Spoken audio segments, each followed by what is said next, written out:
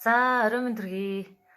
За өнөөдрийнхөө лайваар миний доторх эмгтээлэг дүр хамгийн давтагдчихгүй цор ганц байдаг эмгтээлэг дүрийн талаар болоод апмайнд хүүхдийн сэтгэлгээний хөтөлбөрийн талаар ярилцах болно. За миний доторх эмгтээлэг давтагдчихгүй дүр гэдэг маань бидний цор ганц байглаас өгөгдсөн эмгтээлэг шинж чанар мөн чанараар сэрэх дүр байгаа. Тэгэхээр бид нар энэ дүрээ сэрээснээр бидний ямар ач холбогдолтой вэ? Ер нь хэрэгтэй юу гэдэг талаар ярилцах болно. За ер нь байглаасаа бидний өгөгдөл чинь эмгтээлэг шинж чанартай байдаг тий. Анханасаа л инхри тийм зөөлхөн шинж чанартай. Дээрэс нь аливаа зүйлийг бодож тунгаахтай эмгтээлэг тархины онцлогоороо байдаг. Тэгвэл бид нар энэ онцлогоо амьдралын сөрөг итгэл үнэмшлээс болоод эргэтэлэг байхыг илүүд тавьдсан тохиолдол маш их байдаг тий. Тэгэхээр жишээ нь багтаа эрэгтэй хүүхдтэй өрсөлдөж өссөн эсвэл эрэгтэй хүүхдтэй харьцуулагдаж өссөн охтууд илүү иршүүд байдгаас гадна аав ээжтэй хайрлагдаж өсөөгүй аавын хайрыг дутуу авсан охтууд ихэвчлэн эмгтээлэг чанараа гээж гисэн байдаг аа. Тэгэхээр энэ тал дээр өөрийнхөө эмгтээлэг дүрийг эргэж сэрэх дээрэс нь бид нар нөхөрт гарсны дараагаар өөрийнхөө эмгтээлэг чанарыг гээж гисэн сайн ээжийн дүр, сайн эхнэрийн дүрд их тоглодог. Тэгэхээр энэ жүжигээсээ гараад өөрийн яг дотоод өгөгдлөөрөө байх, дээрэс нь ингээд гэр бүлийн харилцаа болоод өөрийнхөө амар тайван байдлаар байх талаар ерөөдөө маргаашийн миний дотоод давтагчгүй гоо үзэсгэлэн гэдэг сургалт маань явагдах юм аа. Тэгэхээр өнөөдөр би арт-терапийн сургалтаа, групп сургалтаа явсан. Тэгээд тэн дээр гарсан үр дүнгууд гэх юм бол их гайхсан. Ийм зүйл байд юм уу? Би зөндөө л олон сургалтаар явсан. Зөндөө л ингээд өөртөө ажилласан. Нэлээ өөрийгөө олцсон гэж бодоод ирсэн чинь үгүй надад ийм бас гомдол байд юм уу? Бас ийм бага насны зүйл байд юм уу? Тэг ийм хурдан өөрийгөө ухаарч авч ойлгож авч болно гэдэг юм уу гэдэг асуултууд маш их ирсэн. Тэгээд ийм гайхамшигтай зүйл байсан. Хаагур нь өнгөрч үү гэдэг зүйлийг бас маш их сонссоо. Тэгээд хүмүүс өөрсдөө өөрийгөө танин мэдэх гэхээр энэ тэндээс номноос өөрийгөө олох гэж үздэг те бас дээрэс нь зөндөө сургалтуудаар хин нэгний амнаас өөрийгөө олох гэж их үздэг. Тэгвэл өөрийгөө олно гэдэг нь танаас өөр таныг хинт сайн мэдэхгүй. Та л өөрийнхөө хариултыг ямар мэдрэмж төрөөд байгаа, ямар үе сэтгэлээр унаад байгаа, ямар үед босоод байгаа, асуудал хаана байгаа гэдгийг та өөрөөрөө суудалж гаргаж ирнэ. Тэгээд над дээр ирж байгаа хүмүүс ихэвчлэн би тэрэнд гомдоод, энэнд гомдоод гэсэн асуудалтай. Дандаа эсвэл намайг аав шиг маань гомдоож гин, эсвэл ээж шиг маань гомдоож гин. Яг бага наснд маань тохиолдсон үйл явдлууд яг давтагдаад ах юм аа. Яг аавын хэлжсэн муухай үгийг би ер нөхрөөсөө сонслоо. Эсвэл ажлын газрын хин нэгнээс сонслоо гэдэг хариултуудыг их хэлдэг. Тэгэхээр уул нь бол юм байна. Тэр хүний дотор сэтгэл зүйд яг тийм асуудал байгаа учраас тэрийг яг тийм хүн болох, яг тийм үг хэлэх хүнийг өөртөө татаж нөхцөл байдлыг татаж байдаг. Тэгэхээр таны сэтгэл зүйд ямар хар бараан зүйл вэ? Тэрийг амьдралд яг л татдаг. Яг тэр хүнийг үгийг хэлэх хүнд татагдана. Дээрэс нь тэр нөхцөл байдал руу өөрийгөө нэг мэтгэд явуулаад оруулцдаг. Тэгэхээр энэ процесс хаанаас болоод болж байгаа юм бэ гэхэд бидний далд ухамсарт кодлогдчихсан зүйл. 95% бидний тарих 3 секундын дотор гарч ирдэг зүйл гэж би байн ярьдаг. Тэгэхээр бид нар өөрөө ч анзаарахгүйгээр тийм нөхцөл байдал руу орчоод идэг. Тэгэхээр та хэвлэх машинаа засахгүй бол хэдэн удаа хэвлэх команд өгсөн ч гэсэн яг адилхан алдаатай хэвлэл гарах шиг та энэ л програмаа засахгүй бол таны амьдрал тэр нөхцөл байдал дахин тохиолдсоор л ах болно. Магадгүй зарим хүмүүс нэг хүнээс салаад тарах банагаас салаад дараа нь хоёр дахь амьдрал ихсэн ч тэр асуудал давтагцаар л байдаг. Тэгэхээр энэ дээр үг хэлэх гээд байгаа юм хэрэг та тархинд байдаг их програмаа засаач. Их програмаа засахгүй бол таны яаж гаднаасаа хичээсэн өөрчлөлтүүд энэ оюун ухаан 5% потенциалаараа их хичээсэн зүйлүүд ер нь явцгүй байдаг. Энэ дээр бид нар эмгтээлэг шинж чанараа алдчихсан бүсгүүчүүдийн хувьд ямар шинж тэмдэгтэй байдаг вэ гэхээр эрэгтэй хүнтэй өрсөлдөхөд идэг нөхрөөгөө дайсан гэж хардаг. Жишээ нь би нөхрөөсөө дутахгүй гэж үзнэ. Дээрэс нь эрх мэдэл амбицаараа би нөхрөөсөө дутахгүй штэ. Ер нь нөхрөө жоохон хаяад явчих шүү гэсэн айлах хандлагатай. Дээрэс нь өөрийгөө хардаггүй. Яг ингээ охтуудыг харах юм бол дөнгөж ингээд цэцэрлэгийн насны охтуудыг харах юм бол өдөрт хэдэн палац солиод өдөрт ингээл нэг л эмгтээлэг тийм хэм маягтай өөрийнхөө орон зайг мэддэг, өөрийгөө хэн гэдгийг мэддэг байдаг бол бид нар ээж болсныхаа дараа тэрийг бүр мартцсан. Нэг л хэн янзаараа өсөө бодог, нэг л янзаараа хувцас өмсдөг.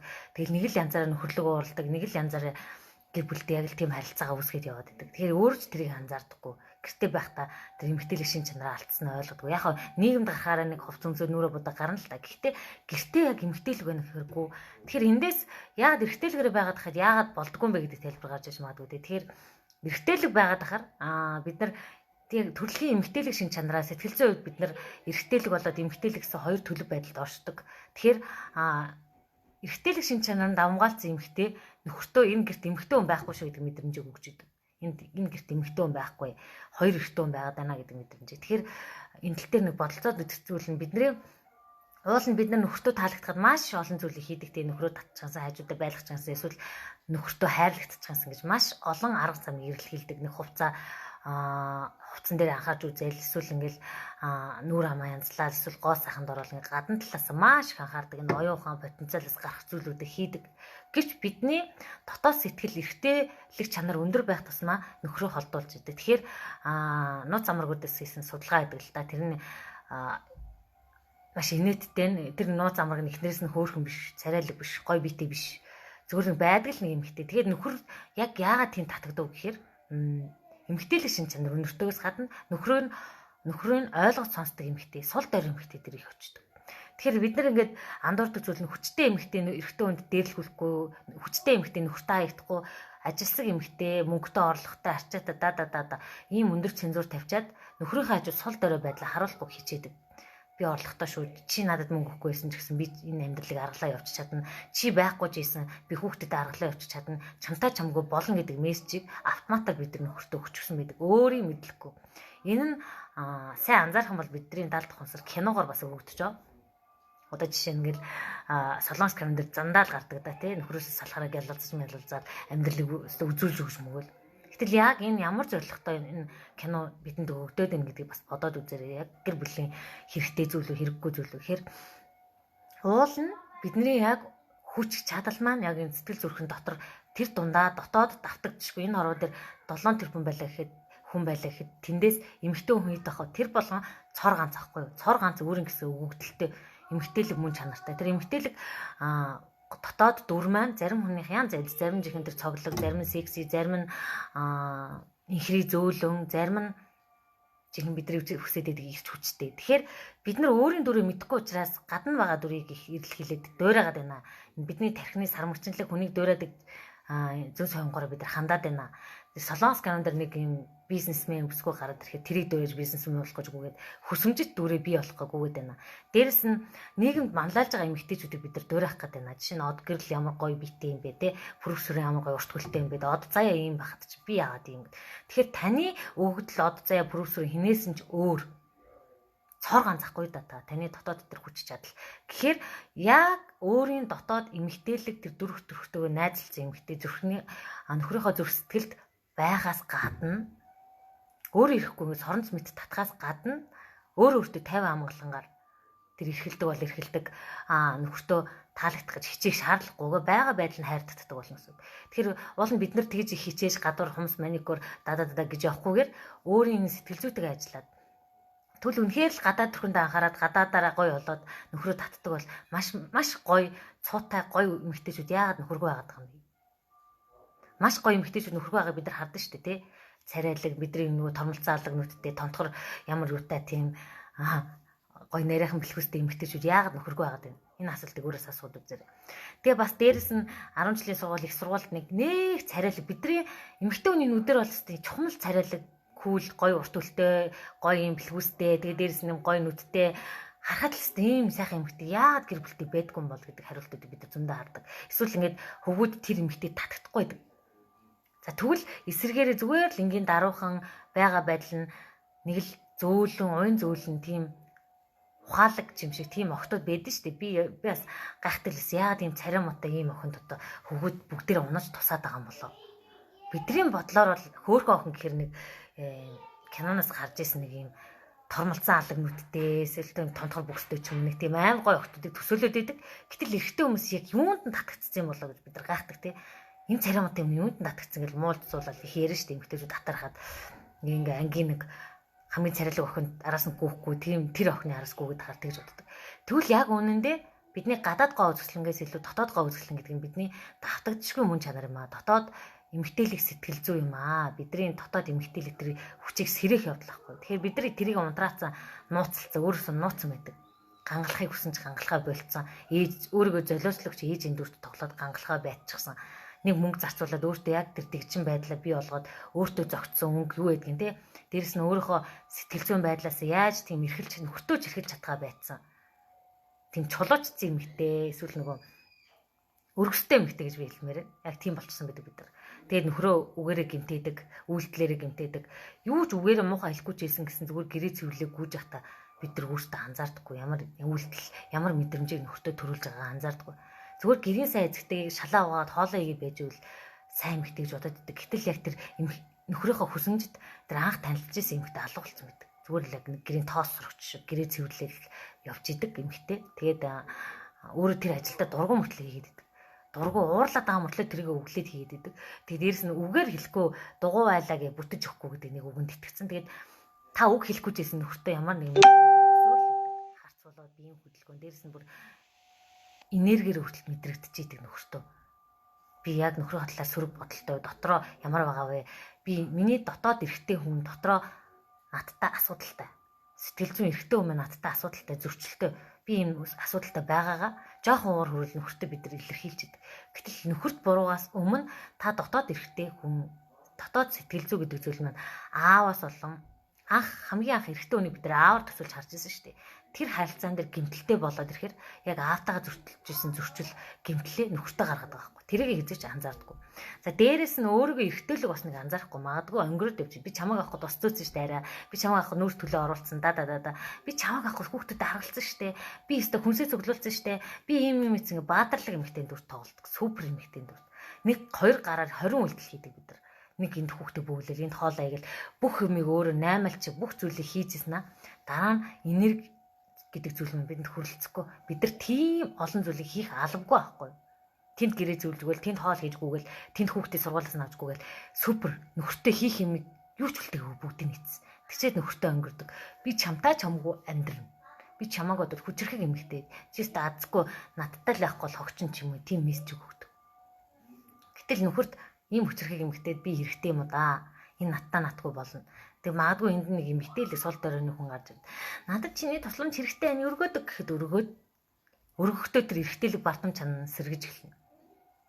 Тэгэхээр бид нар ингээд эмэгтэйлэг юм өргөж чадахгүй эсвэл маглаад байгаа эмэгтэй гэж хараад идэг тий. Ялангуяа иршүүд доторх эрэгтэйлэг чанар нь өндөр хүмүүс эмэгтэйлэг тийм уян налархаа зан чанар гарахаар ёо яасан маягтай энэ худлаач үжиглээд шүү дээ эрэгтэй хүний харахаар яа маягтай ингэж хараад идэг. Нэг юм гулжгансан эсвэл нэг юм туйлдсан охтууд харахаар дургуур идэг. Яагаад дургуур хүрж байгаа вэ гэхээр би өөрийн доторх эмэгтэйлэг дүрээ хүлээн зөвшөөрөхгүй байна. Эмэгтэйлэг байх чинь муухай. Эмэгтэйлэг байх чинь дээрлгүүлдэг. Эмэгтэйлэг байвал аавдаа хийддэг. Ийм мессежүүдийг. Орой мэд. Ийм мессежүүдийг бид нар авчихсан. Сөрөг итгэл үнэмшлийг авсан учраас энэ нь зөрчилдөд байгаа. Тэгэхээр ингээд нөхөртөөгөө ямар нэг зүйлийг хийхээр нөхөртөө дилдсэн юм шиг хор шараар үзээд байдаг. Нэг юм асуудал гараад нөхрийнхэн жоохон зүг болчвол хор шараар үзгээд заавал надад суучлахгүй байх хэрэгтэй. Хатны дүр тоглоо явчихдаг. Гэтэл бид нар хатан биш. Бид нар зарим үед уучлалтгүйч болон зарим үед бүр ингээд эрхэлж хушгоомжлоод өөрсөн ч болно. Тэгээ дээрэс нь нөхрийнхөө хажууд дандаа хүчрэх байх гэж хичээх тусмаа та тэр хүний хажуугаас холдуулаад байгаа. Та сул дорой арчаагүй тэнэг байдлаа харуулж болно нөхөртөө. Тэнэг байлаа гэхэд бид нар харин ч эсрэг мессеж өгөө. Харин ч бид нар дандаа ухаантай хийж чадахгүй нийгэмд ухаантай ажиллана заавал гэртээ ирэл ухаантай байх шаардлага байхгүй.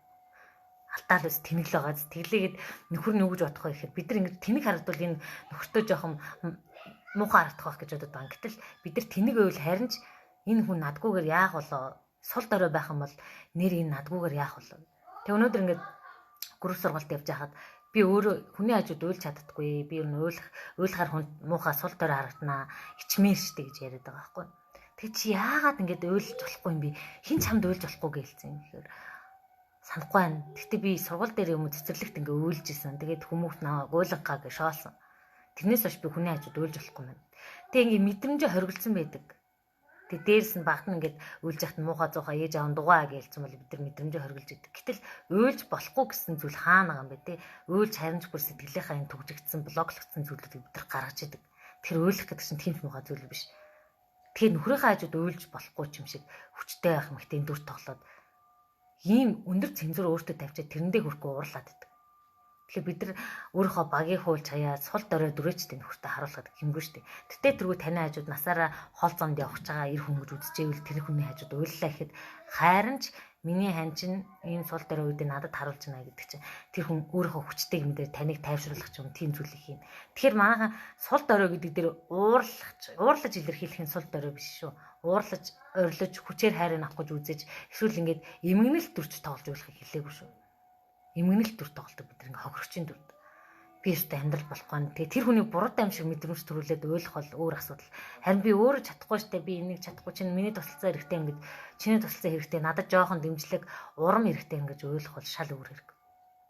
Би жоохон энэ дээр айгаад байна. Эмэгтэй хүн ингэ шинэ зүйлийг эхлэхдээ дандаа айждаг. Эрэгтэй хүнээс илүү тэмцлэг гаргаж идэг. Эрэгтэй хүн нэг олон зүйл бодохгүйгээр шууд эхлээд чин шууд явъя гэж явцдаг бол эмэгтэй хүн бүр ингээд 10 20 бодол гаргаж ирээд бодол дотор өөргөө ядраачдаг.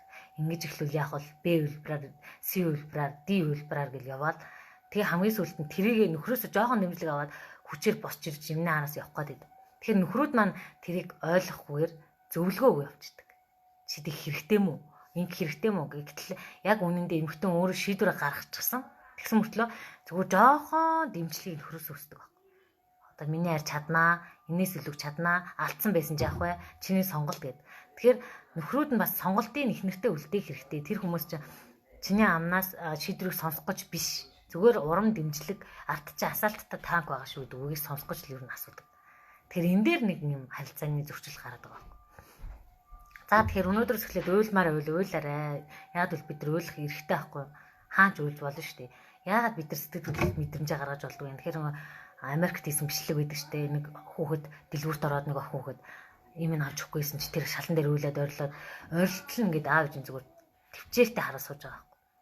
Тэгэхээр бага насндаа мэдрэмжээ илэрхийлж сурцсан хүн мэдээж том бол тэр шалан дээр чивтэж уйлахгүй шүү дээ. Тэгэхээр миний хүн мэдрэмжээ илэрхийл уйл инээмэр үйл инээ орилмоор уйл орил гэдэг. Тэгвэл бид нар багаас шал эсрэгээр те уйлах юм бол загнуулна, инех юм бол загнуулна, инех юм бол айлгүйс хамаргуун дээр гэн. Уйлах юм бол яадаг лээ.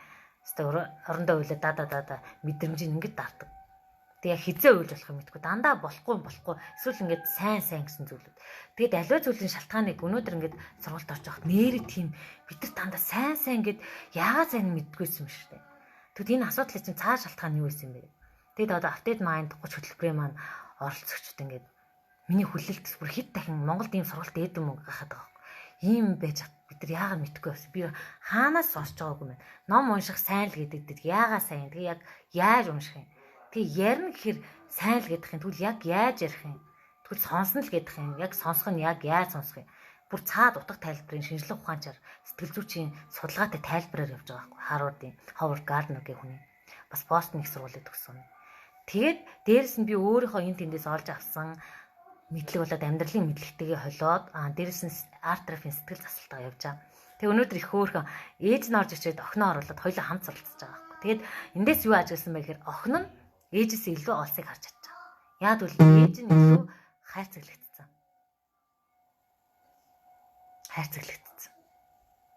Тэгэхээр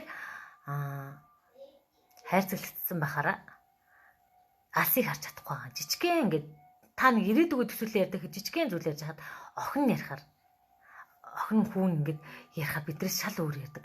Дөнгөж 10 идэх настай хөлт бол бүр ингээд алсыг хараад бүр томоор бүр ингээд энэ сошиал ертөнц гэдэг чинь хүний сэтгэлгээг задлаад боломжуудыг бүр томоор нийцсэн байхгүй да. Тэр социализмын нэм үед бид нар ингээд Монгол дотроо л харж ирсэн шүү дээ. Тэгэхээр яг тийм хайрцаглалт үзэл бодлоор би одоо ингээд интернет, компьютер янаас жоохон айцтай тэрийг нуугаад идэг. За тэрийг сурна гэж юу гэдэг ингээд. Тэгвэл орчин үеийн хүмүүс чинь бидрээс илүү алсыг харж байна. Бидрээс илүү мэдрэмжээ илэрхийлж байна. Үгийн баялаг бүр бидрээс илүү, ээжээсээ илүү. Биднээс бүр ингээд хэд дахин илүү. Тэгэхээр ингээд хүүхдтэйгээ ороод ирсэн байхад ингээд хоёр нийгмийн ялгааг хараад байгаа байхгүй. Тэгээ дээрэс нь ээжийнхээ хараагүй зүйлийг хүүхд нь хэлж ингээд одоо бид нар болохоор ингэж боддог те. Ээж нь илүү оймс илээс юм чи хүүхдтэй илүү зөвлөж чадна гэж боддог.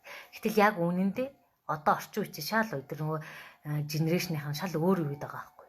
Тэгэхээр тэд нар бидрээс илүү алсыг харахаас гадна сэтгэл хөдлөлөө удирдах чадвар нь шал өөр болчихсон. Тэгэхээр бидний ялгаатай тал нь дэндүү хайрцаглагдмал нийгэм төссөн учраас мэдрэмжээ илэрхийлж чадахгүйгээс гадна дотоод нөөц боломжоо ерөөсөө ашиглаж чаддаггүй. Тэгэхээр нөгөө бидний эмгтээлэг шинж чанар гэдэг зүйлийг охин хүүхд сайн байх хэвээр, дээрэс нь нэг ийм юмар хаацсан даруухан байх хэвээр, цэвэр чимтгий байх хэвээр, ажилсаг байх хэвээр, ээж авдаа тусалдаг байх хэвээр. Танаа нэг ёстой гэдэг юмар яг өөрийн төр дотоод гоо үзэсгэлэн гэдэг юмар нууцсан. Нэг шидэт авдран дотор байдаг эрдэнэсээ юус ашигладаггүй. Тэгээд дараа нь яг надад эрэгтэй хүн татагдахгүй байгаа юм болоо гэдэг асуулт байнга тавьдаг. Надаас царим удаа надаас хачим ингээд татагдцсан бахын тэр байтгаа хөгжлийн бэрхшээлтэй хүн татагдсан бахад би зүгээр хад надад яагаад ирчүүд татагддаг юм бэ гэдэг асуултыг их тавьдаг. Гэтэл тэр дотоод эмгтээлэг шин чанараа гээсэн байхгүй да. Бид нар байгалийн зүүн сонгоороо эрэгчийн амтан чи эмгтийн амтанд татагддаг тий одоо тэрийг амтны ертөнцөөс үдчихсэн бах. Тэгвэл бид нар чинь бас л нэг амтны төрөл зүйлийн нэг шүү дээ тий. Тэгэхээр бидний инстинкт эрэгтэй хүний зүүн совин аль болох эмгтээлэг шин чанар өндөртөө хүндлүүл татагддаг. Бүр өөрийнх нь тархиных нь онцлог байхгүй да. Тэгэхээр бид нар ингээл аваа эмгтээлэг дээрээ тавиад нөхөртөө өөрийгөө борлуулсан шүү дээ. Ингээл гой гайгүй хувц өмсөд айгүй эмгтээлэг ингээл анх хоол молон дөрөхт нь ингээл цэвэр зэгцтэй байж байгаа. Дараа нь төрснийхаа дараа гэр бүл зөхөх. За одоо борлогдсон чи яах вэ гэдэг юм уу? Суулт нь хүртэл өөр болсон. Төрхтөө зуршлаараа ингээл суулт нь өөр болсон. Хилж ярьж байгаа юм чи өөр болсон. Нэг л ааштай өөрийгөө алдсан эмгтээ болчихсон. Тэгэд нөгөө эмгтээлэг шанарт нь нөхөр нь татагдахгүй байглаасаа ингээд өөр зүйл рүү ингээд яваад ирэхээр яагаад чи намайг анхнаасаа хайрлаж намайг яг одоо хуурчаад байгаа юм бэ? Чи анх намайг яаж найз сууж илээ? Одоо л авах юм байхгүй. Үнэндээ хуурсан үе бид нар байгаа байхгүй юу? Бид нар өөрсдөө анх эмгтээлэг тийм гой дээр байжсан тэр чанараа алдсан гэдгийг өөрөө анзаарахгүй.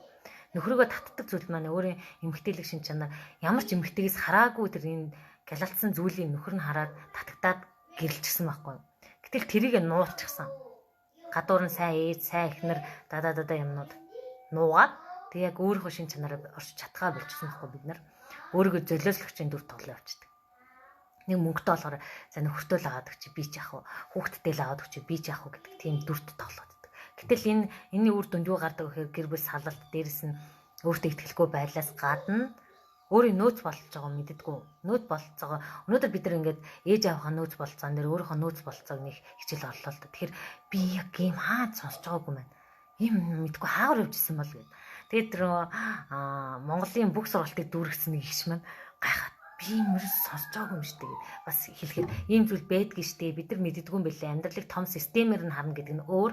Зүгээр хэсэгчлсэн хувь хүний хөгжил гэдэг бол шал өөр. Өөрийн дотоод ертөнц болоод энэ далд ухамсарлууга өөрөө өглөг гүн орно гэдэг бол шал өөр асуудал. Яг л бид нар ийм өнгөц мэдлэг дээр тоглолт хийе яваад байна л да. Өөр тэгэхээр ингээд хүмүүсээс асуухаар тэр сайн ментор, тэр сайн коуч, тэр сайн багш гэж яриад гэснээр танаас өөр хинч мэдэхгүй гэдгийг ерөөсөй ойлгохгүй. Тэгэхээр тэр зургаар илэрхийлж гаргаж ирж байгаа зүйл нь өөрөөсөө мэдрэмжээ нууцсан байдаг. Одоо жишээ нэг хүнд гомдсноо за би өстой өөрөө сайхан эмэгтэй юм чи энийг уучлалцаа гэж бодож идэл гинт гомдлон дотроос нь гарч иж яхих тэрийг мэдрэхгүй. Тэгэхээр даалт ухамсар гэдэг зүйл маань бидэнтэй үг хэлээр ерөөсөө ярьдаггүй. Тэр дүрслэл сэтгэлгээд. Тэгэхээр дотроос дүр зураг төсөөлөл харьцагхээр бид нар тэрийг ойлгодгоо. Тэгэхээр урлагаар сэтгэл заслах гэдэг төрөл маань яг тэрийг гаргаад байгаа. Тэг өнөөдөр зурцсан миний дотор ийм их гайхамшиг байсан юм уу? Би энэ одоо хүртэл мэдсэнгүй.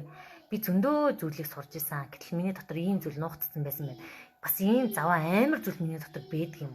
Өөрсөө бид нар зөндөө муухай зүйлийг нууцсан байдаг. Сайн хүн болох гээд муу зүйлийг бүгдийг нуучихсан баг. Гаднаа ингээ сайн дүр тоглоо яваад байдаг. Сайн даа сайн. Тэгснэ дотоод юм ухаар бас чөтгөрлөг чанарууд гараад ирдэг. Тэрнтэй өстэй байсан, тэрнтэй үгүй алалтай, тэрнтэй гомдолтой. Тэр харгас дотоод тэр зүйлүүдийг гаргахгүй байгаа гэж гаднаа инхийн цагаан тагтаа шиг сайн үсэн аян тэрийг яа энийг яа эсвэл ингээд өөр зүйл яриа яваад байдаг. Хороо ертөнцөг өөрчлөлн. Тэгэхээр дотооддоо та яг тийм сайн хүн болсон юм уу? Энэ муу мухаа гэдэг зүйл маань бид нар хүссэндээ муу мухаа зүйлийг тгээгүй л дээ. Багаас нийгмээс болоод ээж аваасаа гэр бүлийн харилцаанаас дээрс нь магадгүй аав нагц бидэртээ муухан хандсан бүх хүнээс тээсэн тэр гомдол зөвхөрл муухан амнуудаа бид нар даалт хумсартаа нууцсан байдаг. Тэгэхээр магадгүй бид нар энэнд сайн хэрэг магадгүй бид нар байнга санаад явуулсан бол өнөөдөр галзуурсан байна. Байнга муу сөрөг зүйлээ бодоодсэн бол өнөөдөр бид нар шаарданд очиж хөвтчихсэн байгаа шүү. Тэгэхээр угаасаа бидний тарих тийм тохиргоотой. Сөрөг зүйлийг автоматар нуудаг байхгүй юу? Save файлд хадгалцдаг гэсэн үг. Тэгэхээр тэр нь хизээ гарч ирдэг вэ гэхээр яг ижлэхэн нөхцөл байдалд очихоор гарч ирдэг. Хүүхэд байхдаа гэмтэл авч ирсэн хүмүүс яг өөрөө хүүхэдтэй болоод ээж аав болоод ирэхээр яг автоматар ээжийнхээ хэлжсэн үгийг гаргаад ирнэ. Аавгаа хэлжсэн үгийг гаргаад ирнэ. Хамгийн амар нь ааваасаа хамгийн муухайг сонсч ирсэн бол яг тийм эр хүн татагдаад тэр үйл явдал давтагдчихж байгаа юм шиг. Тэр эр хүнээс тийм үг сонсож байгаа. Тэгэхээр Өөрөөсөө болоод юм үг сонсоод байна гэхээр би буруу гэжтэй. Би зүрүүд, би бардам юмхтэй ингээд хэлдэг. Гэтэл өөрөөсөө болоод юм үг сонсож байгаа гэдэг нь чамааг буруутай гэсэн үг ерөөсөө биш. Тэр хүн буруутай гэдгээсээ биш. Багтаа тийм програм авчихсан. Бид нар өөрт байгаа зүйлтэй адилхан зүйлдэл татгаж яадаг. Тэгэхээр таны эргэн тойрон сөрөг хүн байгаад байгаа бол таны эргэн тойрон жоохон арчаагүй амьдралдаа ядарсан тийм хүн найз нөхөр хүрээл шоудагч найз нөхөд юу гэдэг юм байгаа бол тэр хүмүүс таны дотортой л адилхан хүмүүс аахгүй. Тэр нөгөө дугуй олж нийлэн гэл ярьдэн штэ тий. Энэ бүхэн чинь яг сэтгэл зүй энэ 70 хувцарт байгаа кодоор кодлогсонтой яг адилхан зүйл. Тэгэхээр маргааш яг энэ дотоод зүйлийг сэрэх. Тэгэхээр магадгүй жомон сургалтанд гомон аяасаа ингэж нээх гэж оролдож болно. Зөндөө юм ашиж болно. Зөндөө дотгош байгаа өнгөх юмыг бид нар зөндөө хийгээд уншаад тэр хүний түүхийг мотивац түүхийг уншаад хэсэгтээ мотивац аваад цэнгэлэгдэж явуулна. Гэхдээ батарей суур штэ. Бидний тарих потенциал гэдэг зүйл чинь бас хязгаар бас байна. Баян ингээд нэг мэдээлэл уншаад байгаа тийм зуршил болж штэ. Баян л ингээд нэг төрлийн ном уншаал нэг төрлийн сургалтыг ингээд суугаад бахаар шинэ мэдээлэл хүсдэг байхгүй. Бид нар нэг төрлөөр нүрэ бодоод нэг төрлөөр өсөө бодоод байвал бас л бидний тарих зуршилтаа идэгдэж эхэлдэг. Тэгэхээр би энэ 30 хоолойны хөтөлбөрт яг тэр зуршилтаа идэгдсэн хүмүүсийг сэргийж байгаа байхгүй. Тэр бүр гайхаад ийм техник, ийм зүйл Монголд байдсан буюу ийм сургалт ерөөсөө хараагүй. Ямар их үн цэнийг цацж байна. Дээрэс нь тэр техникээс гадна би мэдсэн бүх зүйлүүдэд цацдаг. Ястаж их хоосон сав болтлоо цацж байгаа. Тэгээд ингээд ах дүүсээрээ найз нөхдөөрөө ингээд орж ирээд сургалтанд ч орё хоцорчлоо ингээд оруулж байгаа юмныг би оруулж байгаа. Яг л ихний лайвд хадгалцсан учраас оруулж байгаа. Тэгээд дараа нь би энэ хичээл яг үндсэн үнээр нь зарлана гэж хэлсэн тий. Үндсэн үнээр нэхэр боломжоо ашиглаад update mind хөтөлбөрт орж ирсэн хүмүүстэй талархаж байгаа. Тэгээд эдгээр маань өнөөдөр бас хөөх өдөр болгон даалгавраа хийгээд лайв хийгээд зарим нь Японоос, зарим нь хөдөөнөөс, зарим нь энэ тэндээс гадаадаас зөндөө хүмүүс оролцож байгаа. Тэгээд тэр хүмүүс ингээд өөр онцлогтой. Тэгээд өнөөдөр 17-оос 60 насны хүмүүс байна. Тэгээд тэр хүмүүс маань зөвхөн багштайгаа уулзсандаа багшлаа, баярлаа гэд надаас Ахмад ч гэсэн намаа багшлаа та гэж хүндэлдэг. Тэгээд би энэ дээр юу хэлэх гээд байгаа юм бэхээр хүний наснаас илүү хүний өөрийн потенциал дээрс нь туусан туршлага болоод энэ мэдлэгийн цар хүрээнээс болоод хүн хүндлэгдэх, эс хүндлэгдэхин шийдэгдэх юм байна. Дээрс нь өөрөө өнгөрсөн сэтгэлээ ингээд яг өөрийн төв болгосон тэр шинж чанар хүнийг бас татдсан мөн чанараа сэргээсэн дотоод руу аялсан хүн өссөн үсээгүй хүнд тусалж чаддсан юм байна. Тэгэхээр би одоо 60 настай хүн чи Ахмад хүн гээд хүндэлжил байгаа ч гэсэн маш гоё байгаа хгүй яг тийм хүнд тэтгэлийн мэдрэмжийг аваад тийм настай хүнээс ингээд багшаа гэд хамгийн сайн даалгавар хийдэг хүн. 60 настай хүн ч гэсэн өөрийгөө өөрчлөх гэж хичээгээд байхад чинь 20 30 40 50 настай хүмүүс why not өөрийгөө өөрчлөх гэж хийжээ. Тэгэхээр ингээд өнөөдөр зарим хүмүүс би өөрийгөө өөрчлөмөр гэнэ би болоо л шүү гэж хэлдэг. Тэр хүмүүст хандаж хэлэхэд та өөрийгөө өөрчлөхгүй юм бол тэгвэл одоогийн нөхцөл байдлаа сэтгэл хангалуун байгаа мó. Гэр бүлийн харилцаа, орлого, тэгээ сэтгэл зүйн байдал, аз жаргалтай, амжилттай байгаа мó. Үнэхээр л та тийм амжилттай байгаа бол тэр дэлхийд гарсан Монголд амжилтанд хүрсэн байгаа тэр хүмүүс шиг сэтгэл амарсууч чадж гин үү, мөнгөний боололж амьдарч гин үү? Нэг асууд үзээрэй. Баян мөнгөний төлөө санаа зовж эхэлж гин үү? Эсвэл өөр аз жаргалыг мэдрээд тэгээд аз жаргал чинь тань мөнгөийг олж өгч гин үү гэдэг асуултыг асууад үзээсэй гэж бодож байна. Тэгээд би энэ сартаа болохоор сэтгэлгээнийхээ сургалтыг зарлахгүй байгаа. Яг потенциал амжихгүй байна. Яг тэгвэл би чинь хязгаарлагдмал ганцаараа учраас тийм байгаа. Тэгээд энэ сар 2 сургалт зарлаж байна. Энэ нь болохоор нэг нь болохоор сая таны давтагдшгүй дотоод гоо үзэсгэлэн. Энэ бол өөрийн эмгтээлэг мөн чанараас сэрэх танд цор ганц гэдэг зүйл. Одоо цэгийн бит хоёр адилхан биш, доогийн бит хоёр адилхан биш, гэрлэгч бит хоёр адилхан биш, сарагч бит хоёр адилхан биш. Тэ? Сарагч бит хоёр адилхан биш. Дотроо өөр эмгтээлэг дөрүүд байгаа. Тэр болгоны сэрэж гаргаж ирдэг. Техникүүдээр ингэж ажиллаад энэ 70 ухамсараар илүү гаргаж ирдэг. Таны дотоод руу өөр өнгөд орчдөг. Тэгэхээр өнөөдрийн ажилласан хүмүүсийг би нэг ч удаа яг ингэж яг одоо ингэж хийх гэж ямар ч заавар өгөөгүй. Багш хүн гэхээр заавал ингэж аавс зурхаар ингэж гарын бариулчаад гэж зурулдаг ажлыг би хийжээ шийдэггүй. Тэр хүмүүс өөрийгөө олдог.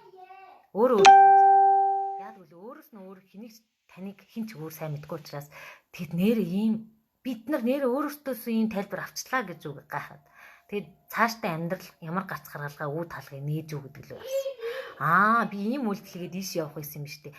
Энд дээр их хугацаа алдах байсан байна. Магадгүй өөр олон зүйлийг сургалтыг ч юм уу өөр нь олон номыг уншаад төөрөх байсан байна. Яг энд өөрөөсөө гарц гаргалгаа өөртөө ажиллана гэж энэ юм байна гэдгийг шийдсэн байхгүй. Өөртөө ажиллаж ижил тайлбарыг мэдэн шүү дээ. Та үзмэрлэн буу эсвэл хин дээр ч очсон таныг тань шиг сайн мэддэг хүн байхгүй байхгүй. Коуч ментор байлаа гэсэн. Тэгэхээр яг энтэй ажилдгаараа урлагаар сэтгэл залхах зүйл үнэхээр гайхамшигт. Тэгэхээр ингээд нэрэл бид нар сэтгэл зүйн асуудлаа хин нэгнээс нуудагаас гадна өөрөө ч мэддэггүй мэдрэмж гомдол сайн хүн болох гэж хичээсэн тэр зүйлүүд маань бидрийг блоклцсон байна. Тэр энэ болгоныг гаргая. Тэгээ дээрэс нь хүүхдэд зөриөсөн хөтөлбөр гаргасан. Тэр маань хүүхдэд зөриөсөн Howard Gardner-ийн хөнгөн тестүүдээр таны хүүхэд ямар сэтгэлгэн дээр ажиллавал цаашаа ирээдүйтэй байх юм бэ? Өнөөдөр ингээ 8 дахь ангийн хүүхд бүртгүүлж байна л да. Тэгээд ийм сэтгэлгээтэй багаас нь ажиллах тусмаа бидний хүүхдэд хайрцагласан эсвэл сэтгэлийн гэмтлээсээ салахад их хэрэг болно. Таны хүүхэд үнэхээр биеийн тамиртай авьяастай юм уу? Эсвэл логик сэтгэлгээний хичээлд авьяастай юм уу? Эсвэл сэтгэл хөдлөлийн ухаанд ялангуяа дээр сэтгэл хөдлөлийн ухаанд байдаг зүйлийг би авчаасаа гэж хэвчээ чин сэтгэлээс өсч байгаа. Яагад бол одоо цэцэрлэгүүд сэтгэл хөдлөлийн удирдах татлуу чиглэж чинь сарын 800-ын цэцэрлэг байна шүү дээ. 800 мянга хүүхдийн сэтгэл хөдлөлтөд удирдах чадварын бүр багаас нь суулгадаг. Сэтгэл хөдлөлөө удирдах чадсан хүнд бидний оройдор амьдардаг. Харин удирдах чадаагүй хүн ёроолдоо буюу бараг шоронд байгаа шүү. Тэгэхээр яг энэ бүхнийг бас бодолцоод үзээрэй. Аль багаас нь та хүүхдээ сэтгэл хөдлөлийн удирдах талаар ойлголтыг өгөөж өөрийгөө удирдах сурах тусмаа илүү хол юм. Бидрээс илүү сайн амьдрахыг хүсдэг гэж өрөөгөөд залбирахаас илүү өөртөө нь ажиллуулж эхэлнэ. Өөрөөргөө хүүхд илүү хүлээж авдаг. Ийм сонирхолтой байдаг. Мөнгөний талаар ойлголтуудыг, мөнгөний талаарх итгэл үнэмшлийг бид нар 100% сайн өгч чадаагүй, баян сэтгэлийг өгч чадаагүй. Яг л бид нар дундаж болон дунджаас дэвгүүч амьдрал руу очиж чадаагүй ч биш магадгүй тий. Тэгэхээр та хүүхдээ баян амьдралтай болгомоор бол мөнгөний итгэл үнэмшлийн зөв чиглэлд залруулж надаас илүү амьдрах шүү гэж сэдэж байгаа бол өөрөөсөө илүү сэтгэлгээг хүүхдэд суулгах хэрэгтэй. Тэгэхээр энэ бүгдийг би асуугна. Хүүхдийн мөнгөтэй айцсан, мөнгөний сэтгэлгээ, дээрэс нь сэтгэл зүй яг ямар чадвар юм, бүтээл сэтгэлгээ юм уу, төслөө сэтгэлгээ юм уу, энэ бүхэнтэй нь ажил нь ямар сэтгэлгээ нь илүү хөгжсөн. Таны хүүхэд юугаар явал ирээдүйтэй юм гэдгийг тэндээс гаргаж ирэх юм. Тэгэхээр энийг би 4 хоногийн зөв хичээлийг зарлаа. Тэгээд тодорхой тоо бүртгэр явахаар шийдсэн. Тэгээд өнөөдрөөс эхлээд хүүхдүүдэд бүртгээд ихсэн. Тэгээд тоон бүртгээд би хичээлээ ороод эхэлчихнэ. Тэгээд хүүхдүүддээ чихэр боо марууж авч өгөхөөс өмнө иш юм хийгэрээ. Бид нар хангалттай мэдлэгийг хүүхдэд өгч чаддаггүй байхгүй, чадаагүй байдаг. Тэгэхээр бид нар тэр дэлхийн судалгаатай техникийн Harvard-ийн бүр дэлхийд тэргүүлж байгаа сургуулийн мэдлэгийг судлаач гаргасан мэдлэгийг хүүхдэд суулгая. Тийм үстэй бид нар өөрсдөө тийм мэдлэг өгч чадахгүй байхгүй. Ихэнх хүмүүс би чамаас илүү оймс хэлээсэн болохоор чамаас илүү алсыг харна гэж яриад байдаг. За би чиний ээж юм чи чамаас ухаантай илгүү гэж яриад байдаг. Гэтэл нөө. Гэтэл бид нар хүүхдээсээ ухаантай биш. Бид нар хүүхдээсээ илүү хайрцаглагсан сэтгэлгээтэй, бид нар хүүхдээсээ илүү ядуу сэтгэлгээтэй учраас өнөөдрийн амьдралдаа сэтгэл хангалуун бус мөнгөний боол болж амьдраад байдаг. Тэгэхээр энийг хүлээн зөвшөөрөөд өөрийгөө өөрчилж эхлээд хүүхдэд хөрөнгө оруулж эхлүүл яа гэм бэ гэдэг. Тэгээд Апмайнд тэр сургалтаа зарласан. Тэгээ 4 хоногийн хүүхдүүд одоо угаасаа хүүхдүүдийн амралт эхэлчихлээ шүү дээ. Тэгэхээр амралтын үр дүнтэй ашиглая. Сургалт орё. Монголд тэр сэтгэл хөдлөлөө удирдах сургууль нь хүртэл байгуулагдсан маш их төлбөртэй хувийн сургууль, хувийн цэцэрлэгүүд тийшээ IQ гэдэг зүйл рүү чиглэлж байгаа. Тэгэхээр тэр зүйлийг бас давхар болгоё. Санхүүгийн ойлголт. За тэгээд мөнгө өрдөг хүүхд болох юм уу, хөрөнгө оруулдаг хүүхд болох юм уу, өр төлбөр гэж юу юм? Танаас мөнгө ихэд байгаа зүйл нь модноос ургадаг гэж тайлбарлах нь зөв юм уу? Үр гэдэг зүйлийг тайлбарласан дээр юм уу? Эсвэл зээл гэдэг чинь юу юм? За дээрэс нь хөрөнгө гэдэг чинь юу юм? Хөрөнгө оруулалт гэж юу юм? Бизнес гэдэг чинь юу юм гэдэг анхан шатны ойлголттой хүүхдэд өгөх гээд байгаа. Тэгэхээр бид нар өөрсдөө ч тэрний талаар бүрэн мэдлэггүй байдаг. Бидний сэтгэлгээ магадгүй ажилчин сэтгэлгээтэй нэг хуруу дараал явдаг хэмжээнд байгаа шүү дээ, тий. Тэгэхээр яг тэр сэтгэлгээнээс салаад миний хүү 30 жил болоход 40 жил болоход одоо манай аав 16 тагаас хойш ажиллаж байлаа. Одоо өнөөдөр 50 хүрч ийн. Тэгэхэд аав маань эрүүл мэндгүй болцсон байна. 25 дараа 2 дугаар шатанд хүрсэн байна. Тэгээ өнөөдөр бид хоёр ярилцаа сууж байгаа байхгүй. Аава та одоо 16 тагаас хөдөлмөр хэлээ. Тэгээд одоо мөнгөнд санаа зовхгүй чадсан аава. Өнөөдөр манай дээрээ бид хоёр ярилцсан. Үгүй чадахгүй байна. Одоо хүртэл ингээ гахаад. Тэгвэл охин нь яг ийм ажил хийгээд одоо тантай ингээ ярилцаа сууж хат миний даасанд ингэж мөнгө ордог. Би ийм оюуны потенциалаар хийдэг. Дээрээс сэтгэлгээний ийм хүмүүст амьдралын өөрчлөлтөг юм заадаг. Гайхаад байгаа байхгүй. Ямар гоё юм бэ? Гэхдээ миний охин өстө буянтай ажил хийж байгаа юм. Тэгээд эндээс үйлэх гээд байгаа юм хэрэг эрүүл мэндэ алдсан, эрх чөлөөгүй бүр хангалттай ажилласан шүү дээ. Бүр ингээд хар ажлыг насаараа хийсэн. Тэгсэн мөртлөө өнөөдөр эрүүл мэндийн асуудлаа шийдэхэд листний мөнгөлөгөө сууж байгаа байхгүй. Тэр нь бол хатуу боловч үнэн байхгүй юу? Бид нар хүүхдээ ажилчин болгоод нэг мэрэгжил сонгож өгөөд нэг байгууллагын зүгээр нэг хуруу даардаг хүн болохыг хүсэж байгаа юм уу? Эсвэл тэр байгууллагын эрхэм зорилгын төлөө хүүхдээ чинь доор мянга ажилчид очдог тийм хүн болохыг хүсэж байгаа юм уу? Тэр нэг гой мэрэгжил олоод өгчүүлсэн хоолнд нүргчин гэдэг үгээ болёо. Тэр мэрэгжил яг юмны эц түргэн нэг юмны суйртаа болно. Цаашаа энэ сэтгэлгээ гэдэг зүйлийг задлж иж. Бил Гейтс ч энэ Монголын хэмчлээдээ тэр хүмүүс одоо анханасаа тэд нар өөрсдөө том хүн болно гэж харсан байхгүй. Би энд хүрэх ёстой хүн гэдгийг харсан байхгүй. Зүгээр нэг ажилчин зүгээр нэг өндгөлдөг дахиад байхыг хүсээгүй байхгүй. За тийм байгаа шүү. Тэгэхээр энэ болгоныг бодоорой. Хүүхдтэйгээ сэтгэлгээтэй ажиллаж иж ирээдүйд бид нар сайн сайхан явна гэхээс ганданд очиж мөргөөд эсвэл өөртөө хүүхдээ сайн боловсрыг залбирлахаас илүү хүүхдтэй өөрийгөө хөгжих боломжийг олгоорой. Дээрэс нь өөрийгөө өөрчлөх шийдвэрийг яг одоо гаргаарай.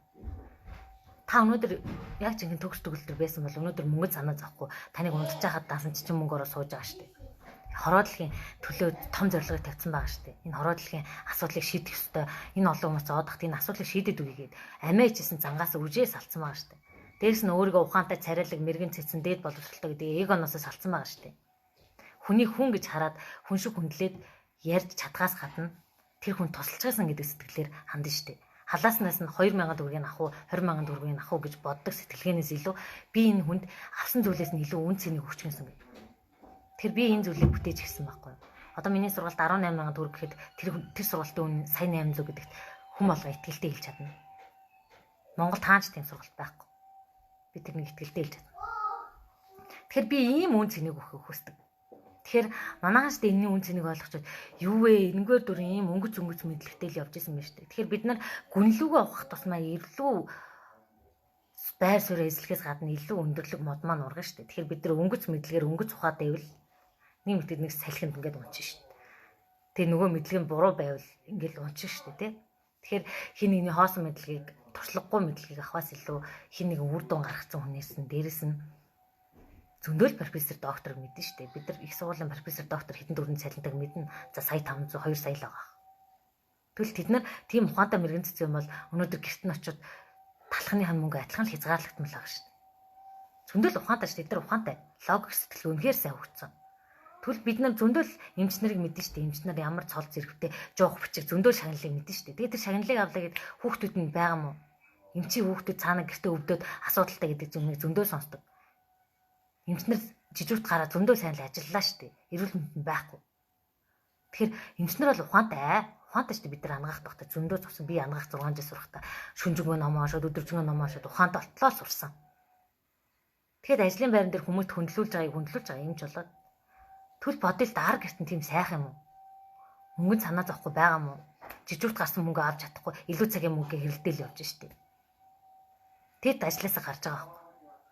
Тэгэхээр бидний ухаантай гэж бодоод идэг, мэрэгэн цэцэн гэж бодоод идэг их сургуулийн багшчтэй 2 сая төгрөгийн цалинтай хязгаарлагдсан шүү дээ. Гэтэл өнөөдөр атар талах хэдэн төгрөгийн үнэтэй маргааш хэдэн төгрөгийн үнэтэй болохыг мэдж байгаа шүү дээ, тий. Тэгэхээр өнөөдөр би дахиад нэг мах хийдэг чинь 15,000 төгрөг гэж шүү дээ. Хяа мэдээж 20 мянга гэж шүү дээ. Та ямар үнэтэй юм бэ гэж сууж байгаа оронд би ийшээгээ юм хийхгүй бол болохгүй нэ. Би орлогоо өсөхгүй бол болохгүй нэ гэдэг дээр анхаарах хүн ховор болчиход шүү дээ. Тэр талбай дээр очиж зогсоод асуудал шийдэгдэж байгаа юм. Эмчнэрийн цалин нэмийгээ зөндөө суусан. Цалингийн нэмээд тэгж шийдэгдсэн юм асуудал нь. Дахиад нөгөө гачланд мөнгөний боол усан амьдралаар амьдарч л байгаа шүү. Тэгэхээр ийшээ ийсэн ургацыг бид нар маш олон удаа хурааж авдаг бол ийшээ ийсэн энд хийсэн орлого бол байхгүй болдог шүү дээ. Та өнөөдөр шкафнаас 2 хувц гаргаад зараад авсан үнээрээ зарчих гайхамшиг болгоод чадах уу? Чадахгүй шүү дээ. Та өнөөдөр гадаа унж байгаа машин аваачаад тэр даа өрөөд аваачаад зар яг тэр үнээрээ зарагдах уу? Бид нар тэгэхээр хөрөнгө гэдгээч мэдгүй, үр төлбөр гэдгээч мэдгүй, зээлийн систем хар тамхи шиг хорцсноч мэддэггүй юм байна. Тэгэхээр энийг ойлгоё. Тэгэхээр би тархины техникүүдийг заахаас гадна ард нь тэр мөнгөний сэтгэлгээ ойлгосон зүйлүүдэд дандаа хуваалцдаг. Тэгээд дээрэс нь өөрийнхөө үр дүн гаргаж байгаа зүйлүүдийг гэр бүлийн харилцаа болоод санхүүгийн болоод миний орлого өсөж байгаа байдал. Тэгэхээр өнөөдөр та 100 саяны төгрөгтэй байжгаад маргаашчдээ 100 сая, нөгөө төрчтэй 100 сая бол таны санхүү доош унж байгаа, ёроол руу унж байгаа.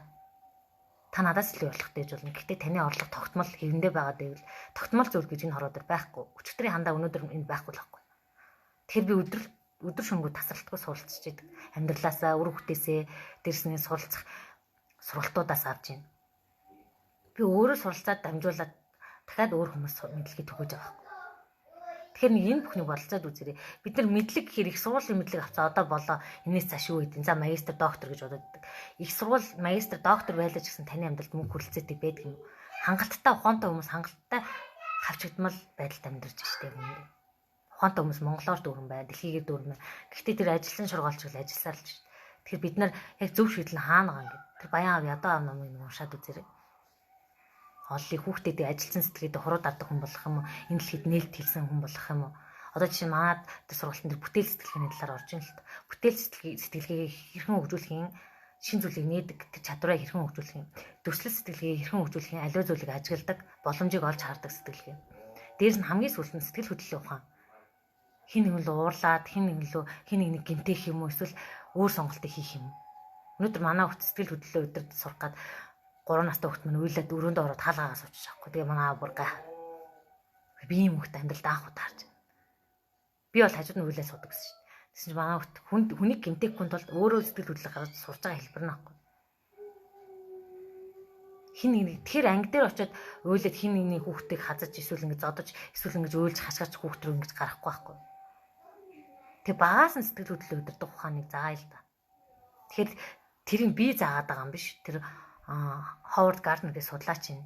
Дейл Карнегийн Монголд одоо алдартай сургалтууд байна. Дэлхийд алдартай сургалтууд тэр судалгаанаас үндсээ авч хөгжүүлсэн шүү дээ. Энэ майндыг хөгжүүлдэг, майндсетийг хөгжүүлдэг зүйл. Тэгэхээр тэр зүйлийг бүр ингэж хороо дэлхийд баймгүй юмдах үнээр ганцхан удаа зааж байгаа. Тэгэхээр хүүхдэд зориулсан нь хүртэл байна шүү дээ. Санхүү холбогдолтой. Тэгээ хүүхдтэй та 30,000 төгрөөр юу авч өгч чадах вэ?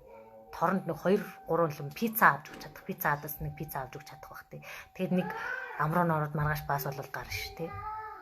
Тэр энд нь үлдээц юм бол тийхгүй шүү дээ. Тэр хүн насан туршдаа мөнгөтэй харилцсан. Та өнөөдөр төрөөд үлгийн мөнгөөр аав, хүүхдэж авсан мөнгөөр авна шүү дээ. Тэгэхээр энэ эхнээс нь мөнгөний тухай ойлголтыг мөнгийг үрдэг, зардаг, олдог, бүх процессыг заагаад өгч илдэг. Тэгэхээр ойлголттой болго бид нар өөрсдөө тийм тексттэй мэдлэгийг нэгтлэн бодох мэдлэгийг өгөх юм уу? Орлого зарлага хөтлөөд балансын тааруул гэдэг мэдлэгийг өгөх юм уугүй шүү дээ. Бид нар нөгөө амьдралын ухаан л гэдээ яриад идэг. Мөнгийг яаж олдог, яаж зарцуулдаг, яаж үржүүлдэг, мөнгөний сэтгэлгээ ямар юм гэдэг талаас анхан шатны ойлголтыг нүгэлд. Магадгүй танаас илүү сэтгэхэд, танаас илүү орлоготой хүүхэд 10 жилийн хүүхдүүд одоо зарим нь анги дээр юм зараад, зарим нь ингээд хүүхдээ мөнгө зээлээд явж штэ. Биднээс илүү мөнгөийг ойлгоцсон. Одоо манай хүүгийн ангийнхан тэгдэг. Зарим бал, зарим санитол, зарим маск зараад явж байгаа шүү дээ. Хүүхдүүдийн сэтгэлгээ тийм болчиход шүү дээ. Тэгээ нэг хүүхдийн төгөөг сонсч ховерборд түрээслүүлээд 500 төгрөг олоод ирсэн. Тэгээ бидний сэтгэлгээнд бол гайхаш. Зүгээр нь тэрнгээрээ тоглоод хүүхд найзтайгаа тоглодог гэж хат тэр хүүхд багаас бизнес сэтгэлээ сууж байгаа. Тэгээд хөгжиж байгаа орнуудад чинь багаас нь ингээд бизнес сэтгэлгээний сургалт орд юм биш үү? Бизнес гэж ийм зүйл байдаг гэдэг. Манай болохоор хараахан орж эхлэх ба. Тэгэхээр бид нар дандаа ингээд дэлхийн боловсролч энэ мэдлэгээс 20-30 жилээр хоцроод байх болоо. 20-30 жил хоцорч байгаа шүү дээ бидний мэдлэг. Одоо тэр Америк, тэр Япон эдрээс чи хоцорсон байгаа шүү дээ тий. Тэгээ өнөөдөр манай ингээ Японд идэг охинд биелж байгаа хгүй. Та 20-30 жил сурж байгаа илүү явж байгаа тэр хүмүүсээс суралцсан зүйлийг бидэртээ хуваалцарай, лайваар хуваалцарай, айж ич зовх зүйл байхгүй. Ингээд бид нар тэндээ чинь суралцах болно. Би тэнд ганцхан заадаг биш бас хамт суралцдаг байхгүй. Өнөөдөр ингээд хүмүүстэйгээ ингээд группийн сургалт хийж хат бид тэднээс асар их олон зүйлийг сурсан. Амьдралын уналт босолтоос олсон зүйлүүд, гэр бүлийн харилцаанд яадгийн зөндөө сурдаг байхгүй. Хамт суралцаал явдаг. Бид нар ингээд өөрөө ухаантай, өөрөө мэдлэгтэй бол бусдаас сурах зүйл байхгүй. Миний үзэл бодол зөв. Тэр шинжлэх ухаан тэгээ заасан байлаа гэтэл зарим судалгаач өөрчлөгдсөн байдаг шүү дээ. Зөв хоолтын судалгаанууд ялангуяа байнга өөрчлөгддөг шүү. Тэгэхээр тэр чинь зөв гэсэн анги өөрөөр дайраад байдаг. Гэтэл дараа нь өөр эрдэмтэд өөр судалгаагаараа бүр квант физикийн төвшин зөндөө юм гаргацсан байгаа шүү дээ. Тэгэхээр бид нэг хоцроглогдсон магадгүй 2000 хэдэн оны судалгаан дээр эсвэл ингэ яриад идэг. Тэгэл ингээл өөрөөр зүтгээд би тэндээс урьсан зүг гэдэг. Тэгвэл би алдаатай ч хийж болно, чамаас бас суралцъя гэдэг зүйл. Нээлттэй харилцаа гэдэг зүйл. Хэвтэй харилцаа гэдэг зүйл. Дээрээс өнгөсөн харилцаа эзүүс сайн ахгүй шүү дээ. Хин ч угаасаа хүний өдөрдуулах дурггүй, дээрээс харуулах дурггүй. Таны хин нэгэн дээрээс хараад эсвэл ингэ дээрлэгсэн өнгөөр яриад байвал тань ямар сонсогдох вэ? Дургуурмын санагдаж тий. Нэг юм чи яах гэдэг юм. Тэгэхээр энэ 21-р зуун чи шал өөр шат руу яваад байгаа юм байна. Тэрийг нэгдүүлээ хоцорчихгүй ядаж хоцорчихгүй хэл та тий. Тэр судалгаа шинжилгээтэй нүр хөвгтдээ мэдлэгийг нь олгоё, өөртөө мэдлэгийг нь олгоё. Тэгээд миний сургалтын арга барил болохоор зүгээр маш энгийнээр явдаг. Дээрээс нь сэтгэл хөдлөлтөөр би ерөөсөө хэнийг юу гэж бодчих вэ гэж хэлэхээс өмнө яаж энэ хүний тархинд тогтоох вэ гэдгийг боддог.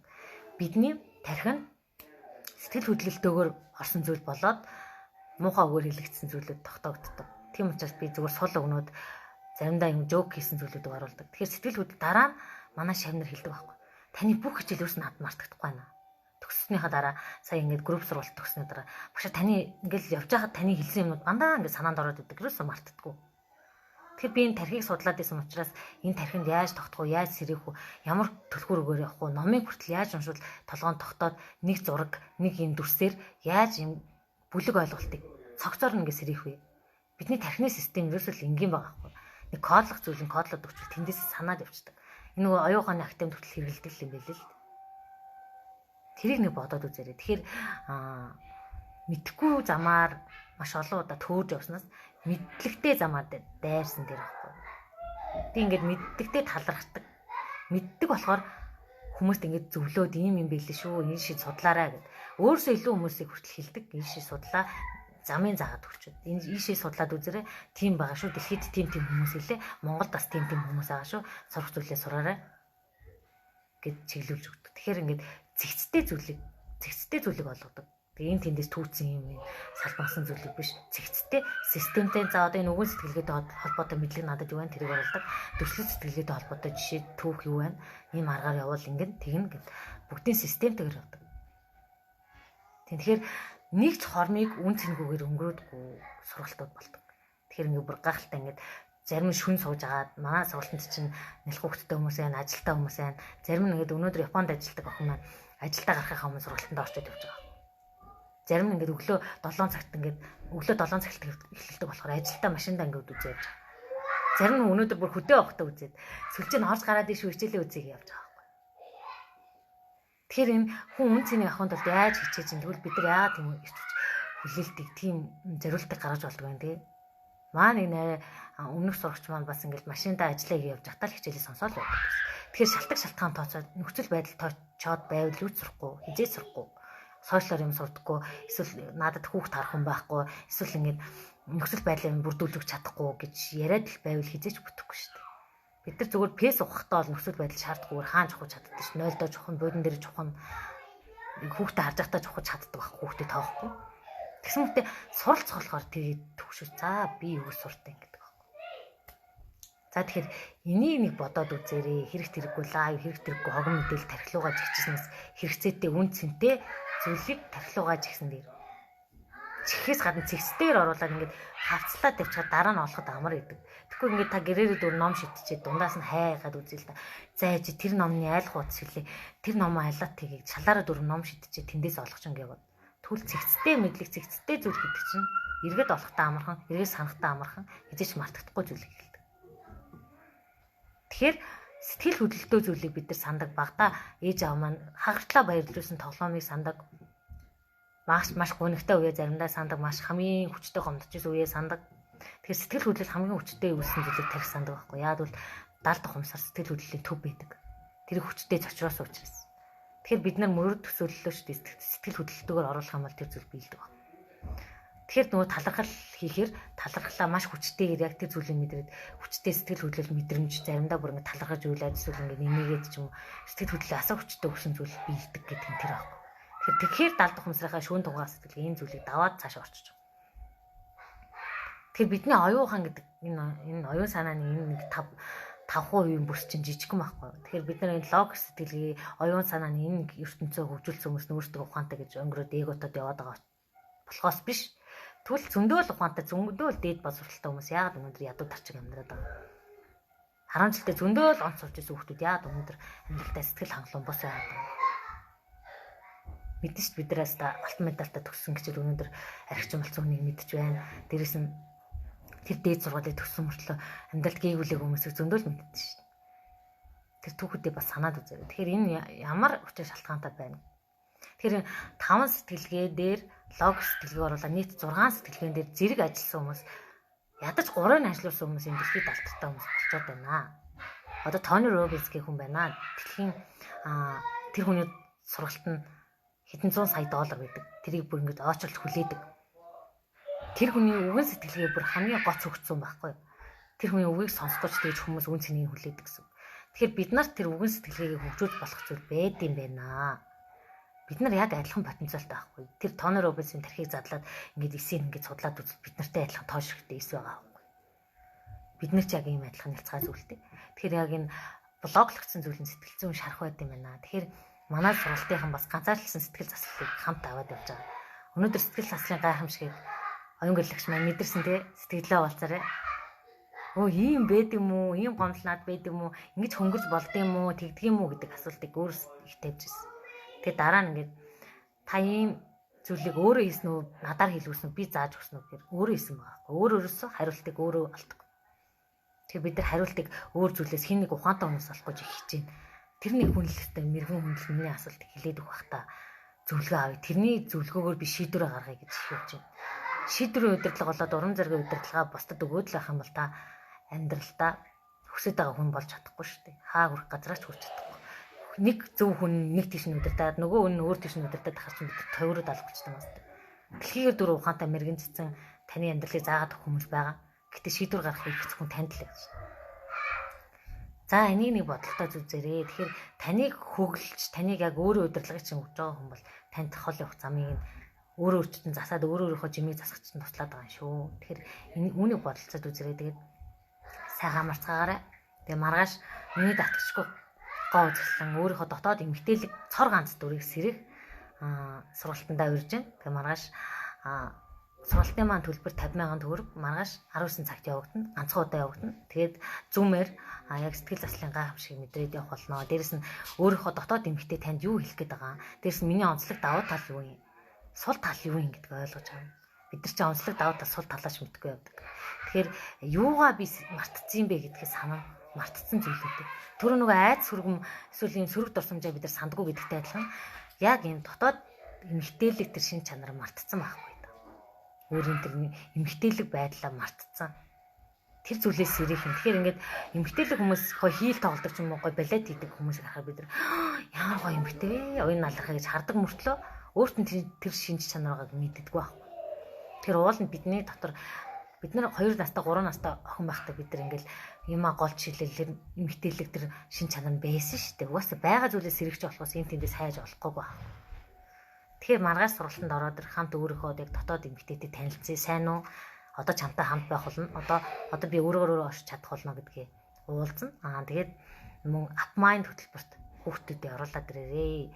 8 дугаар ангиас дээш өсвөр насны хүүхдүүдэд оруулаад ирээрээ. Тэгээд өсвөр насны хүүхдүүд эртгэн л мөнгөтэй харилцаагаа сайжруулад энэ сэтгэлгээ тэлээд өөрийгөө ойлгоод би ямар тал дээр давуу талтай, ямар тал дээр сул талтай юутайгаа ажиллах юм гэдгийг ойлгочвол ирээдүйд бидний хүсэж байгаа биднээс илүү амьдардаг хүүхд болох юм шүү. Тэгэхээр энэ хоёр сургалтаа санал болгох байна. Тэгээд бүртгэл өнөө шүн маргааш сургалт чи 19 гэхээр маргааш сургалтаас өмнө ороод ирж болно. Миний дотоод гоо үзэлтэнд харин юуны маань сургалт хүүхдийн сургалт болохоор би 3 дахь өдөр эхлэе гэж бодож байна. Тэгэхээр 3 дахь өдөр хүртэл хүүхдийн сургалтаа зарлана. Тэгээд тодорхой тоо бүр дундал хаагдаад тэгээд сургалтаа чанартай хашиг хүргээд явах болно. За тэгээд лайв маань үзсэн та бүхэндээ баярлалаа. Тэгээд ойлгож авах зүйлээ ойлгож авсан бах. Тэгээд сэтгэлдээ бас хуваалцаж болно. Зөвлөгөө өгвөл бас чатаар авч болно. Тэгээд завтаа үедээ би бас хуваалцаад явнаа. Таны ийм зүйл байна гэхэд